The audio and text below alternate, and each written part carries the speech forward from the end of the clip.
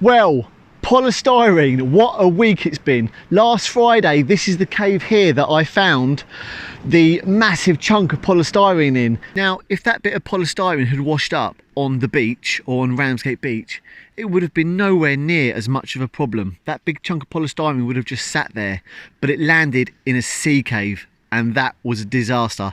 Every high tide, that sea cave became a food blender. And the polystyrene was just breaking away. It was an absolute disaster. And at first I thought to myself, you know what, I'll come back and I'll get this myself when the tide's out, but I couldn't. And I rounded up some coastal wardens from the Thanet Coast Project, and 4 of us, we got down here and we got the last chunk off the beach, and we spent an hour or so on our hands and knees cleaning up bag after bag after bag of polystyrene. It was everywhere. And the public support has been absolutely overwhelming. Loads of people have come down to help, and it's been so good.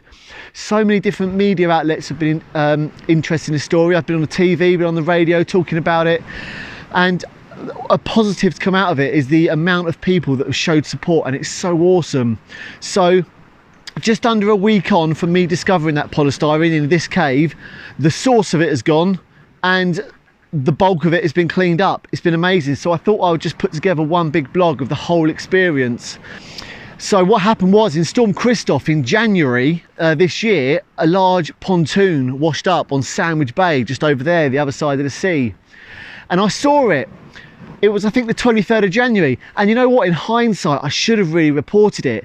But I saw it wash up and I just thought, you know what, they'll deal with that. That's fine. I had no idea that the floats on the bottom were polystyrene, literally wrapped in a bit of plastic. And hey ho, what happened? One came loose, and here it comes. Disaster. Why is polystyrene so bad? Well, it's so hard to clear up, and we all know plastic's bad, and plastic pollutes our seas in so many ways, and it's thought that plastic is going to outweigh fish in the sea by 2050. It's pretty scary stuff. Now, what happens with polystyrene is, and various other plastic, is it can float on the surface, and seabirds will think it's fish or bread. They'll think it's some sort of food source, and they'll come down and they'll ingest it. And when barnacles or different things get hold of this polystyrene, it gets heavy and it gets pulled down to the seabed.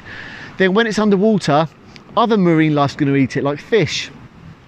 And the main problem with polystyrene in particular with our marine life is that it will bloat their stomachs, it will block their stomach, and it will also give the animals a sense of false fullness. They'll think they're full up, but they're not. And then you've got the chemical compounds of plastic. Now, there's been studies that have shown links that the chemical compounds of polystyrene are linked with problems in juvenile development of our marine life and even fertility. And there's even been studies that have proven that there's links to cancer. So it's very scary stuff, and we needed it gone, and well done everyone. Most of it is gone. What a week it's been, eh? And I'm pleased to say it's gone, and that's the end of that story. Well done everyone. You know, love where you live. Someone had to do something, and we're all someone. Cheers guys.